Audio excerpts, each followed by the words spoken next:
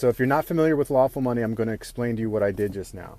I received a check from my former employer. Now I could have got direct deposit, but you always want to get a check if possible, because when you get direct deposit, that automatically is endorsing the Federal Reserve, and you're ordering up new Fed credit, and that's not lawful money. Lawful money is backed by gold and silver. So our dollar bills are basically, there's the right side, which is the Treasury side, and the left side is the Federal Reserve side. So we're always going with the right side. It's funny how they word things. But anyway, so whenever you're getting a payment from someone, you want to redeem in lawful money, okay? And you want to ask them to send you a check if possible, because of what I just mentioned. And that's why they've kind of pushed direct deposit, because it's so convenient. They're preying on our need for convenience. But you're making it a taxable event once you directly deposit and endorse the Federal Reserve, order up Fed credit. So the way to get around that is you always ask for a check, okay? You take that check, you redeem it on the back, how I did in that picture, okay? And then you take it to the teller, and you don't have any reason to be nervous or anything like that. Usually the teller is just going to check the endorsement on the back and then put it through her little thing. And that's what she did with me. And maybe very rarely they'll be like, oh, what's this endorsement? And you'll just say, oh, it's just for tax records, just tax reporting stuff. No big deal. And they'll say, oh, okay, cool. So yeah.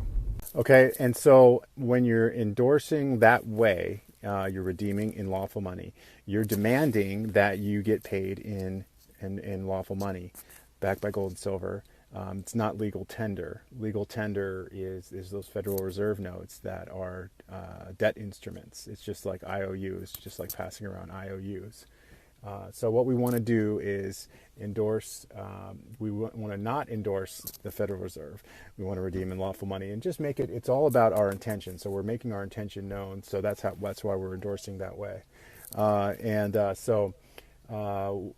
Basically you have to keep a nice repository of all your paperwork. So make copies of your check stubs before you take it to the bank, front and back.